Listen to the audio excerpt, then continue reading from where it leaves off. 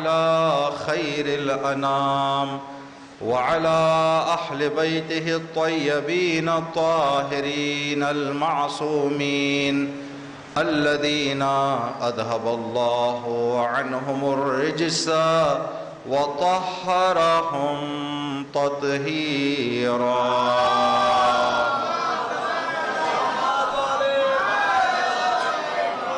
واللعنة على أعدائهم أجمعين.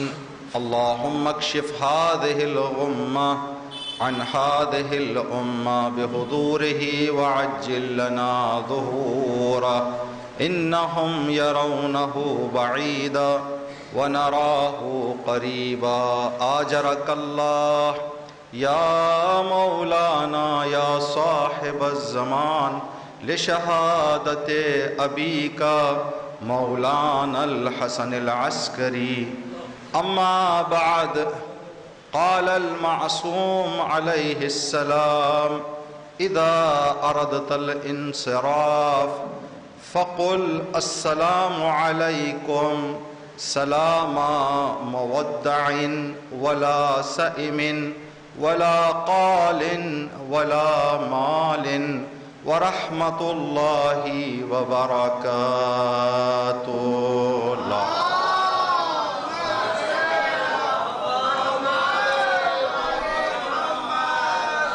اس مجلس اعزاء کی قبولیت، اس مجلس کے ساتھ ساتھ اس سال ایام اعزاء کی تمام عزاداریوں کی قبولیت، زندگی کی ابتدا سے اس مجلس اعزاء تک جو کام بھی ہم نے اہل بیت کی محبت اور خدا کی عبادت میں انجام دیا ہے، تمام اعمال اور عبادات کی قبولیت کے لیے اسی طرح کی نیک توفیقات در پروردگار اور بارگاہ اہل بیت سے متصل اور منسلک رہنے کی ہماری زندگیوں میں آخری سانس تک، ہمارے بچوں میں، ہمارے نسلوں میں قیامت تک باقی رہنے کے لیے زمانے کی گمراہی اور انحرافات سے ہم سب کی حفاظت، عاقبت باخیری، دنیا کے تمام مومنین اور مومنات کی جان، مال، عزت و آبرو کی حفاظت، بیماروں کو شفا یابی، جہاں کہیں پر بھی اہل بیت کے چاہنے والے زندگی کر رہے ہیں سب کی دلی اور شرعی مرادوں کے پورا ہونے،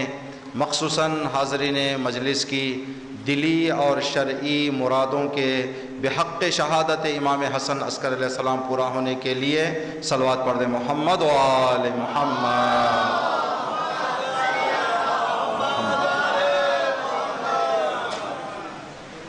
امام زمانہ کی سلامتی اور امام زمانہ کے جلد ظہور اور انشاءاللہ بعد الظہور اصحاب امام میں شامل ہونے کے ہم سب کو توفیق نصیب ہونے کے لیے صلوات پڑھ دیں محمد و آل محمد.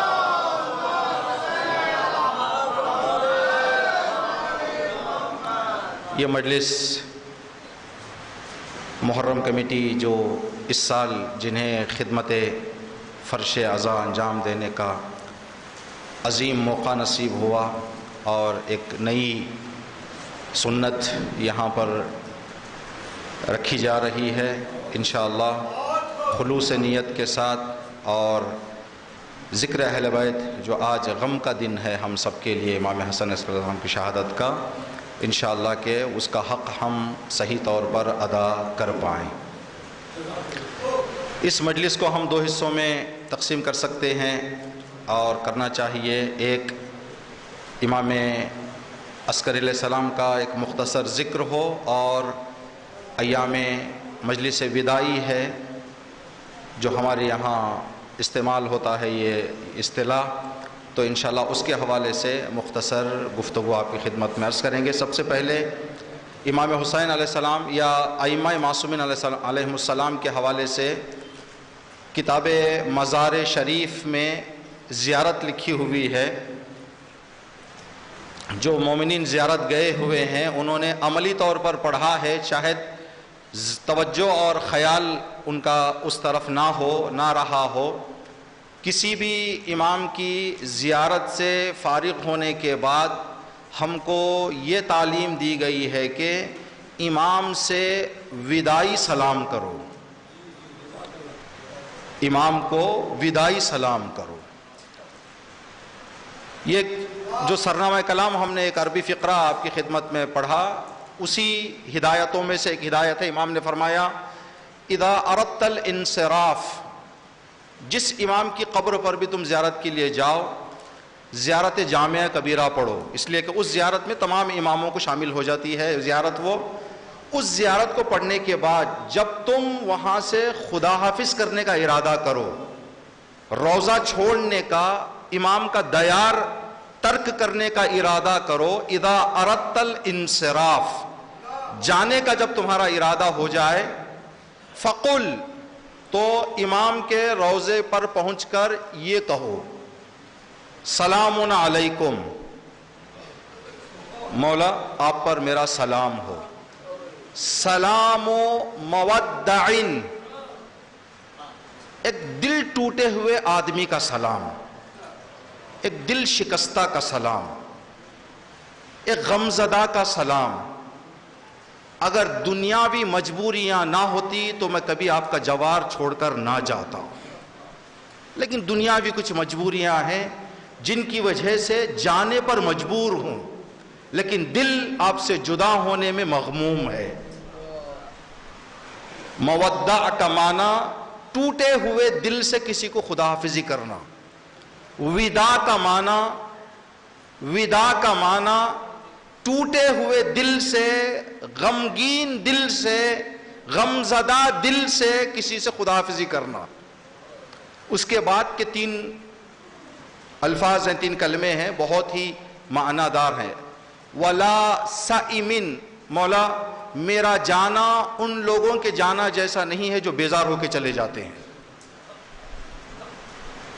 میرا جانا ان لوگوں کے جانے جیسا نہیں ہے جو بیزار ہو کر جاتے ہیں۔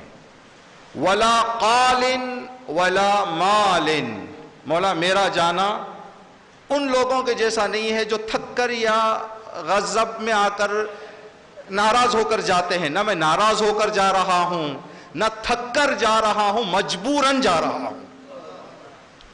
اس کے بعد کہنا ہے کہ السلام علیکم ورحمۃ اللہ وبرکاتہ۔ اس کے بعد کا ایک جملہ ہے جو تمام ائمہ کی زیارت ختم ہونے کے بعد یہ جملہ ہم کو کہنا ہے، اللہم لا تجعل آخر العہد منی لزیارت مولایا، پروردگار یہ میرا سفر آخری سفر نہ بنا دے۔ ولا تجعل آخر العہد منی لزیارت مولایا، میرے مولا کی زیارت یہ میری آخری زیارت نہ ہو جائے۔ اگر میری آخری زیارت ہو جائے، اگر تیری مشیت یہ طے پائے کہ یہ میری آخری زیارت ہو جائے، خدایا مجھے ویسا بنا کہ زیارت کے بعد ان سے ملاقات ہو تو وہ مجھ سے راضی رہے، وہ مجھ سے خوش رہے۔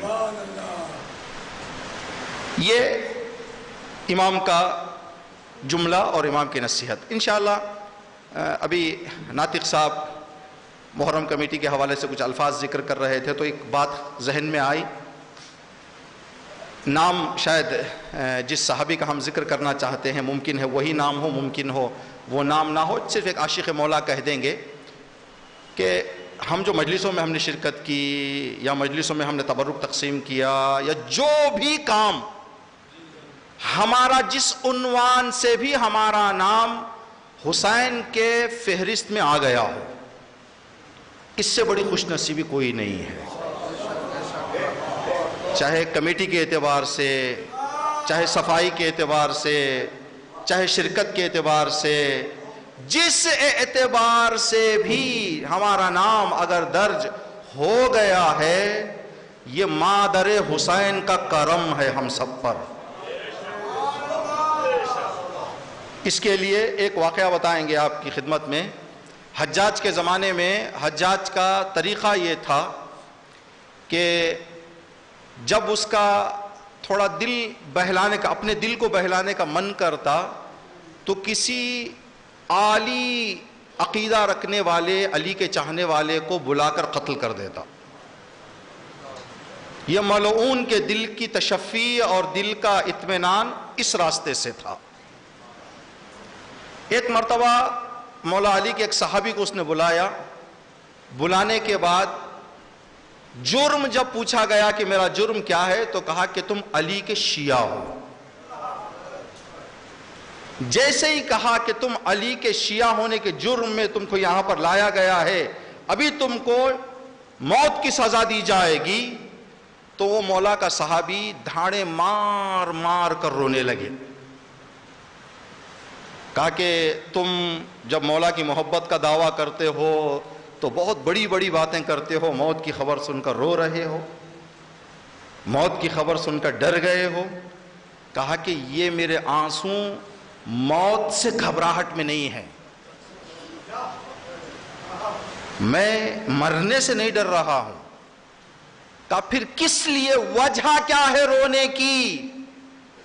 کہا کہ آج مجھے علی کا شیعہ کہہ کر پکارا جا رہا ہے، کیا میں اس قابل ہوں؟ مجھے اس لیے رونا آ رہا، میں کہاں، میرے مولا کا شیعہ کہاں، میرے مولا کے شیعہ کا درجہ کہاں؟ ہم یہی کہیں گے میں کہاں، حسین کا عزادار کہاں، حسین کا ہم کہاں؟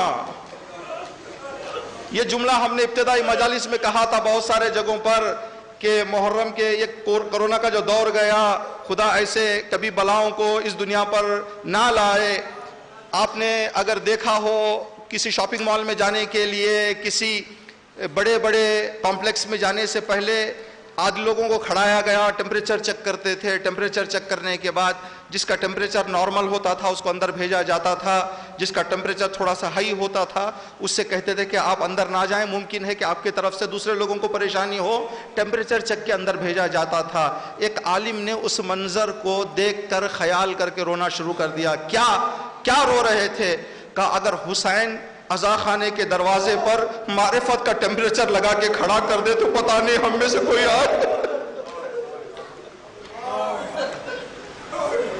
کیا ہم اس قابل ہیں؟ کیا جو جملہ مولا کے عاشق نے کہا کہ ہم کو شیعہ پکارا جا رہا ہے، ہم ایک دوسرے کو عزادار حسن ظن میں پکار رہے ہیں، اور ہونا بھی چاہیے۔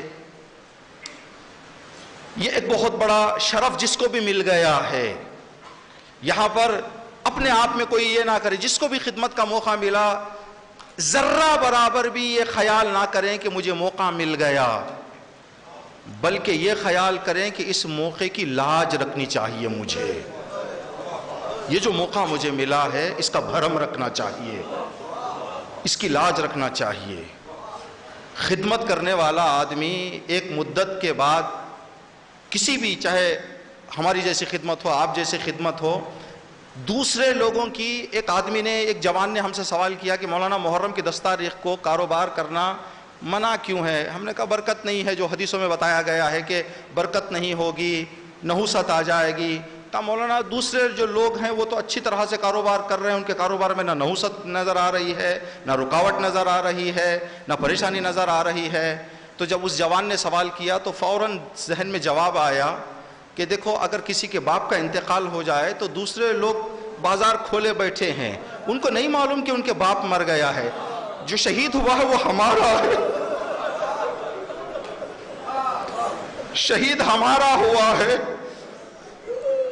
تو امام ہمارے والد کا درجہ رکھتا ہے، معنوی والد ہوتے ہیں، تو امام کے شہادت پر ہم کاروبار کریں۔ جب اپنے مرحوم، ہمارے وطن میں بہت خوبصورت ماحول ہے، خدا ایسے ماحول کی برکت سے وطن کو ہر مصیبت اور بلا سے دور رکھے اور ہر ترقی عطا فرمائے، ہر کامیابی سے ہم کنار کرے اللہ۔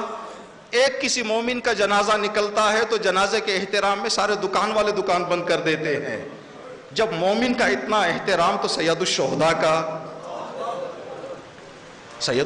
کا، تو یہ ہمارے لیے اس بھرم کو باقی رکھنا ہے۔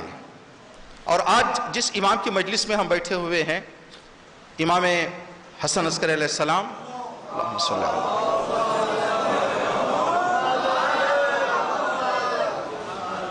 ممکن ہے آپ میں سے بہت سارے افراد ایسے ہوں جو مجلسوں میں آتے ہیں تو صرف محبت اہل بیت میں، یہ بھی اماموں نے بتایا کہ کچھ ایسے لوگ ہوتے ہیں صرف محبت میں آتے ہیں، کچھ مانگنے کے لیے نہیں آتے، کچھ ایسے لوگ ہوتے ہیں جو دل ٹوٹے ہوئے ہیں، کچھ مرادیں ہیں، کچھ حاجتیں ہیں، شرکت بھی ہو جائے گی، فرش اعضاء کے صدقے میں مولا سے کچھ مانگ بھی لیں گے، ممکن ہے مجلس میں مصائب سننے کے دوران، ذکر کے دوران وہ خیال آپ کا چلا گیا ہو اور جو مانگنا چاہتے تھے آپ نہ مانگے ہوں، شاید ہمارے دل اور دماغ سے نکل گیا ہو، لیکن میرے مولا کو معلوم تھا کہ میرا عزادار کیا مانگنے آیا تھا،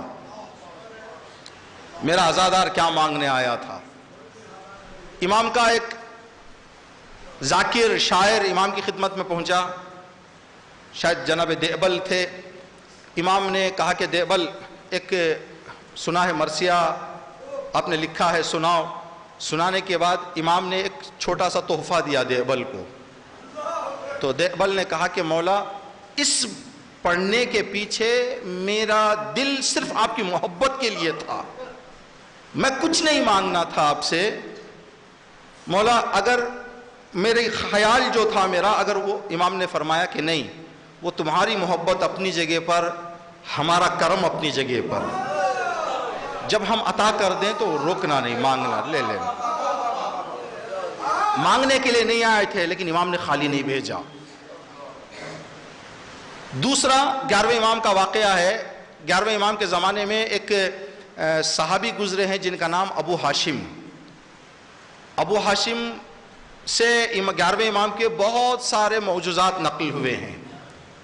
ایک جو واقعہ جناب ابو ہاشم کے حوالے سے لکھا گیا ہے وہ یہ کہ ابو ہاشم ایک مرتبہ اپنے گھر سے نکلے، امام 11ویں امام سے ملاقات کا ان کے لیے جانا تھا، اور 11ویں امام سے ملاقات کسی کو اتنی آسانی سے نہیں ملتی تھی، ہر چند مدت کے بعد ایک مرتبہ ملاقات کا موقع ملتا، تو وہ سوچ کے رکھ لیے تھے اس بار جاؤں گا امام کے پاس تو یہ کام کرنا ہے، یہ سوالات پوچھنے ہیں، یہ جوابات لینے ہیں۔ تو انہوں نے اپنے ارادوں میں سے ایک ارادہ بنا لیا تھا کہ جب مولا کی خدمت میں جاؤں گا تو تبرک کے خاطر امام سے کچھ چاندی مانگوں گا، امام اگر مجھے چاندی دے دیں تو اس چاندی سے، انہوں نے پہلے سے ایک پتھر تیار کر رکھا تھا کہ اس پتھر کی انگوٹھی بنا کر امام کے ہاتھوں سے دی ہوئی چاندی سے انگوٹھی بنا کر پہن لوں گا۔ یہ ارادہ کر کے پہنچے، گفتگو کے دوران بھول گئے۔ جب خدا حافظی کر کے نکل رہے تھے، ابھی 2 قدم آگے گئے تھے، امام نے کہا ابو ہاشم ادھر آؤ، یہ لو تمہارا ارادہ۔ امام نے انگوٹھی دے کر فرمایا تم چاندی مانگنے آئے تھے، ہم نے انگوٹھی تمہیں عطا کر دی۔ یعنی مطلب کیا ہوا؟ اگر ہم آ کر بھول بھی جائیں تو مولا حسن عسکری فرماتے ہیں کہ ہم نہیں بھولتے، ہم نہیں بھولتے، ہمیں معلوم ہے تمہارے ارادے کیا ہیں، تمہاری نیتیں کیا ہیں، تمہاری خواہشات کیا ہیں، تمہاری ضرورتیں کیا ہیں، سب کچھ ہم جانتے ہیں۔ مولا امام حسن عسکری علیہ السلام کی زندگی میں حقیر کا جو مطالعہ ہے مختصر، جو بھی آدمی امام سے ملاقات کے لیے جاتا، امام اس آدمی کو کوئی کرامت، کوئی ایک ایسا کام جو انسانوں کے اختیار سے باہر ہو، ایسا کام دکھائے بغیر بھیجتے نہیں تھے۔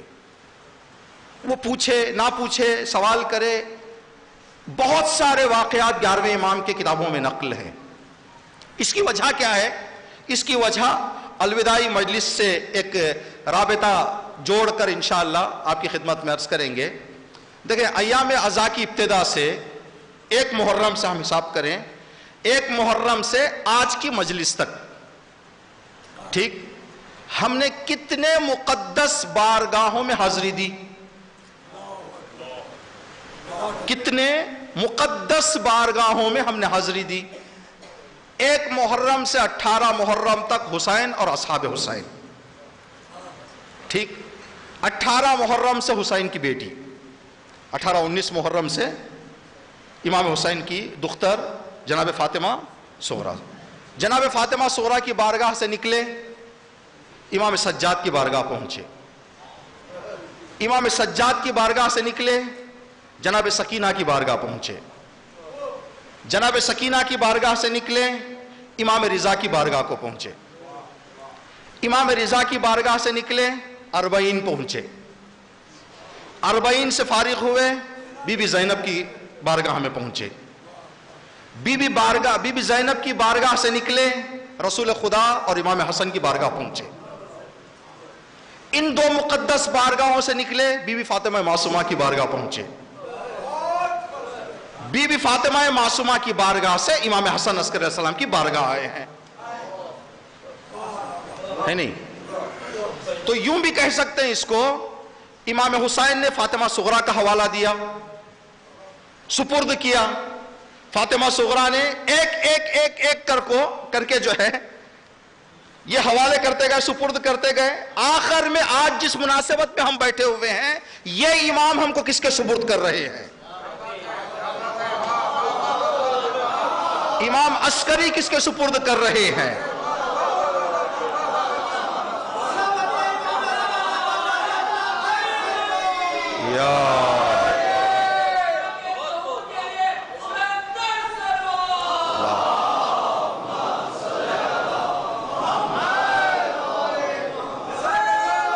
زندہ آباد.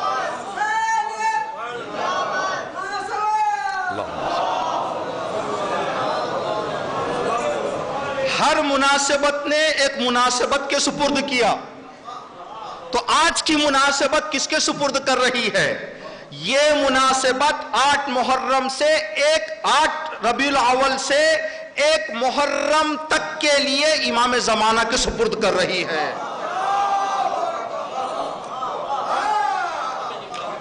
اب اتنے مقدس بارگاہوں سے اٹھ کر اور تشرف حاصل کرنے والا آج سے لے کر 1 محرم تک امام زمانہ کے سائے میں رہنا چاہیے. سپرد کیا ہے امام زمانہ کے. اس لیے کہ آج کی جو شام آئے گی، امام مہدی کی امامت کا آغاز ہوگا. ٹھیک؟ تو یہ جو سپرد کیا، مدت کتنی ہے صرف ہمیں نہیں بلکہ امام کے ظہور تک کی تمام نسل کو سپرد کیا گیا ہے.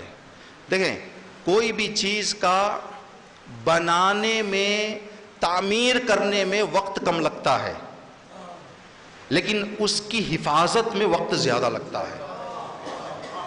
وقت، طاقت، دقت، محنت جتنی تعمیر کے لیے لگتی ہے، کئی گنا بلکہ کئی ہزار گنا زیادہ دقت، محنت، طاقت، وقت بچانے کے لیے لگتا ہے، بقا کے لیے لگتا ہے،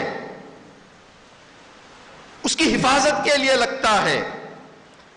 تو 12ویں امام کی امامت آنے والی، ابھی بات آپ نے سنی. ایک اور نقطہ بھی عرض کریں کہ 11ویں امام نے کیوں زیادہ معجزات دکھائے. دیکھیں، ہمارے اماموں میں اگر 12 جو امام ہیں، ہمارے 12 اماموں کے ناموں پر غور کریں، مقدس ناموں پر، گلدستہ امامت کے 12 پھولوں کے نام غور کریں، 3 محمد ہیں.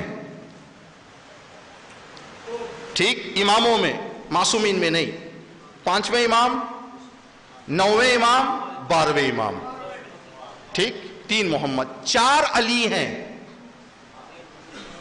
پہلے امام، چوتھے امام، 8ویں امام، 10ویں امام.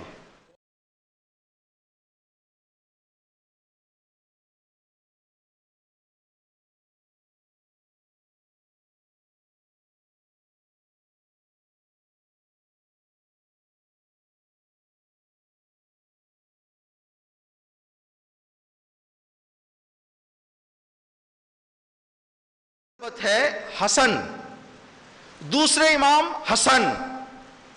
اس سلسلے میں 2 ہی حسن کیوں رکھے؟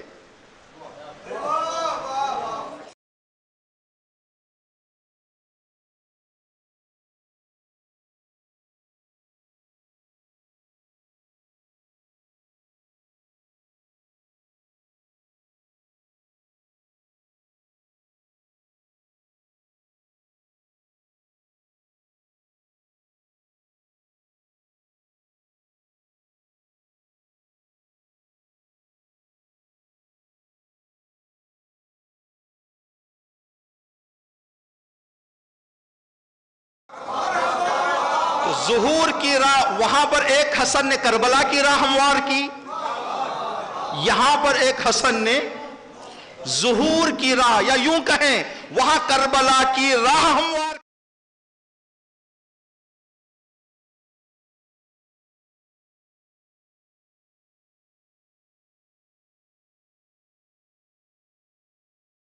زیادہ بتائے۔ ایک معجزہ جو امام کا لکھا ہوا ہے، ایک ناصبی جو اہل بیت کی دشمنی رکھنے والا، ایک ناصبی نے کچھ امام کے چاہنے والوں کو گفتگو کرتے ہوئے دیکھا، اور یہ کہہ رہے تھے کہ ہمارے مولا ہر بات جانتے ہیں، ہمارے مولا کی یہ فضیلت ہے، جیسے ہم لوگ مجالس وغیرہ میں ذکر کرتے رہتے ہیں، وہ بھی ذکر کر رہے تھے۔ اس ناصبی کو برداشت نہیں ہوئی بات، تو اس نے کہا کہ یہ سب تمہاری سنی سنائی باتیں ہیں، اگر مجھے اطمینان ہونا ہے تو میں ایک خط لکھوں گا، اگر اس خط کا جواب مجھے مل جائے تو میں سوچوں گا کہ جس امام کو تم مان رہے ہو وہ برحق امام ہے۔ کہا ٹھیک ہے بھائی لکھو۔ خطوط لکھے گئے دوسرے شیعوں کے بھی، اس بندے کا بھی خط لکھا، ناصبی نے خط لکھا، لیکن اس خط کو لکھنے میں اس نے کیا کیا؟ قلم استعمال نہیں کیا، بلکہ انگلی سے لکھا، انگلی سے، خون سے نہیں، صرف سادی انگلی سے، سادی انگلی پھیر رہا تھا، السلام علیکم بسم اللہ الرحمن، جو بھی لکھا اس نے صرف انگلی سے ایسے۔ جب کاغذ دیکھا تو صاف صاف تھا، کاغذ کچھ نہیں تھا، کہا میں نے لکھ دیا ہے، میں نے لکھ دیا ہے، اگر وہ امام ہے، اللہ کا ولی ہے تو اس کا جواب دینا ہے۔ خط پہنچا امام کی بارگاہ میں، سارے خطوط کے ساتھ امام نے اس خط کو بھی پڑھا، تو یہاں سے ایک بات معلوم ہو گئی، امام کی بارگاہ پہنچو تو بولنے کی بھی ضرورت نہیں ہے،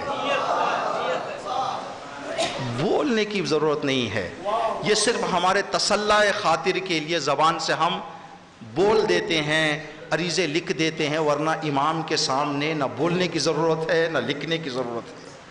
ٹھیک، امام نے پیچھے کاغذ کے اس کے سوال کا جواب لکھ کر اس کا، اس کے باپ کا، اس کے جد کا نام لکھ دیا کہ تو فلاں ابن فلاں ابن فلاں ہے۔ جیسے ہی خط اس کا پہنچا، جواب سے پہلے نام پر نگاہ پڑ گئی، جو آدمی میرے جد کے نام کو جانتا ہو جس کو میں نے دیکھا نہیں، جواب پڑھا، فوراً اس نے کہا کہ مجھے لے جاؤ، میں امام کے ہاتھوں پہ کلمہ پڑھنا چاہتا ہوں۔ یہ کیا ہو رہی ہے؟ یہ ظہور کی راہ ہموار ہو رہی ہے۔ بس آخری ذکر اس لیے کہ جلوس بھی نکلنا ہے، آخری مطلب وداع کے حوالے سے ذکر کر کے انشاءاللہ بات کو مصائب سے جوڑ دیں گے۔ آپ حضرات نے خط میں دیکھا ہے، تقریروں میں دیکھا ہے، جمعہ کے خطبے میں، خطبہ نماز جمعہ سے آپ سنتے ہیں، یہ جب خطبہ شروع ہوتا ہے تو خطبے کی شروعات میں جتنے مومنین حاضر ہوتے ہیں ان کے لیے کہتے ہیں السلام علیکم ورحمۃ اللہ وبرکاتہ۔ جب خطبہ ختم ہوتا ہے تو کیا کہتے ہیں؟ والسلام علیکم۔ خط لکھا آپ نے، السلام علیکم ورحمۃ اللہ وبرکاتہ، خط پورا ہو گیا، آخر میں لکھتے ہیں والسلام۔ ٹھیک، شروع کا جو سلام ہے وہ بھی سلام، آخر کا جو سلام ہے وہ بھی سلام۔ اس سلام کو کہتے ہیں سلام ورود، شروعات کا سلام۔ دوسرا جو سلام ہے وہ الوداع کا سلام ہے۔ ہم لوگ کتابت میں، خطابت میں استعمال کرتے ہیں، لیکن عام زبان میں خدا حافظ یا فی امان اللہ ایسے الفاظ استعمال کر کے خدا حافظ کر دیتے ہیں۔ تو پہلا بھی سلام ہے، آخری بھی سلام ہے۔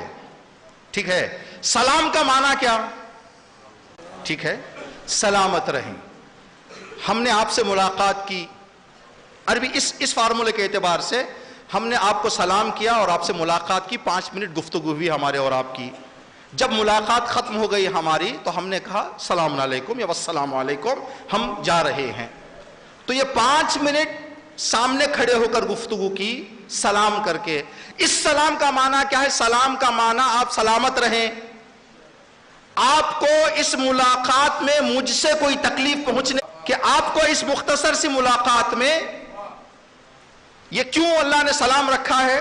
سلام دل کے ڈر کو نکالنے کا ایک ذریعہ ہے. ٹھیک، آپ بس میں بیٹھے، ہم بس میں بیٹھے تو علیکم السلام، خیریت سے ہیں، وہ جو ڈر تھا اس سلام علیکم سے وہ ڈر ختم ہو جاتا ہے. ٹھیک ہے، پہنچنے والی نہیں ہے. خدا حافظی کے سلام میں سلام علیکم کہہ کر جو ہم خدا حافظ ہو رہے ہیں وہاں تو ہم نہیں ہیں ان کے پاس، وہاں سے جدا ہو گئے، ہم جدا ہو کر جا رہے ہیں سلام کر کے. تو جب ہم کھڑے ہوئے تھے ملاقات کر کے وہاں پر شخص کھڑا ہوا تھا.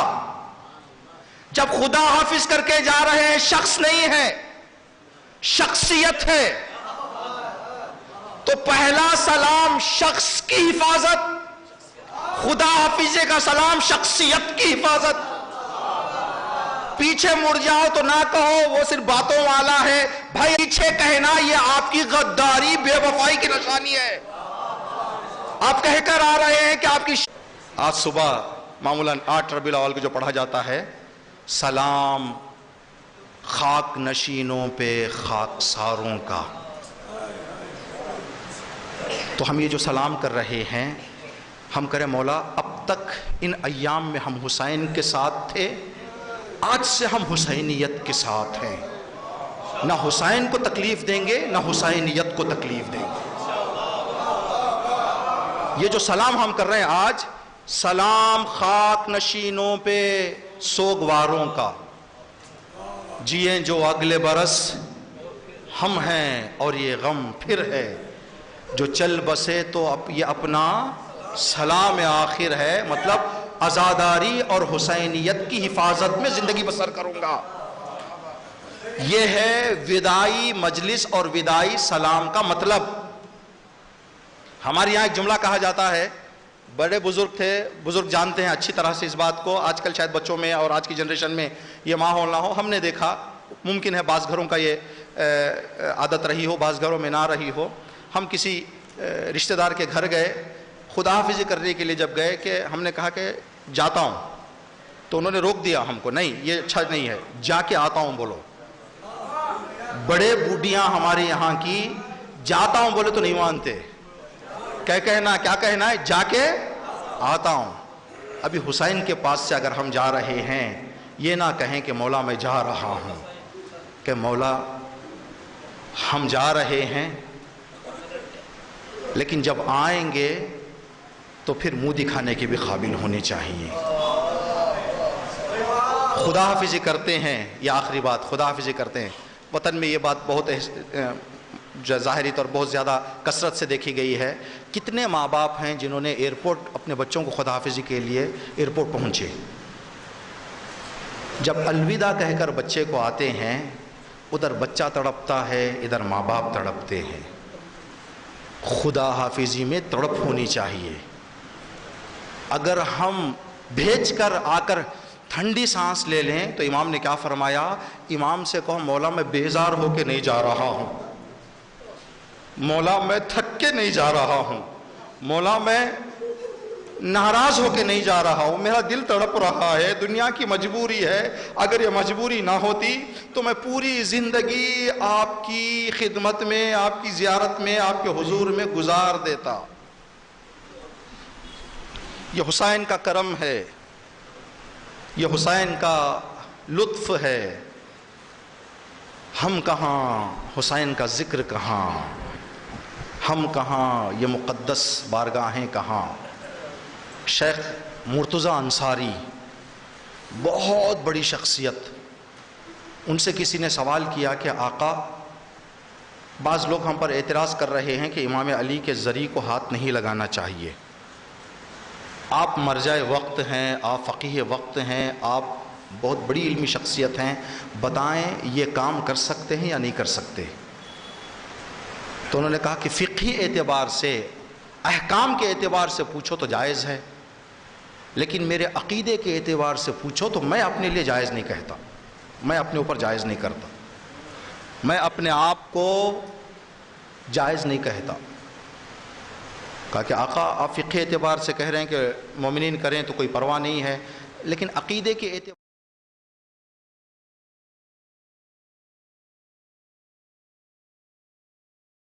انصاری نے سر جھکا کر کہا علی کے زری پر ہاتھ رکھ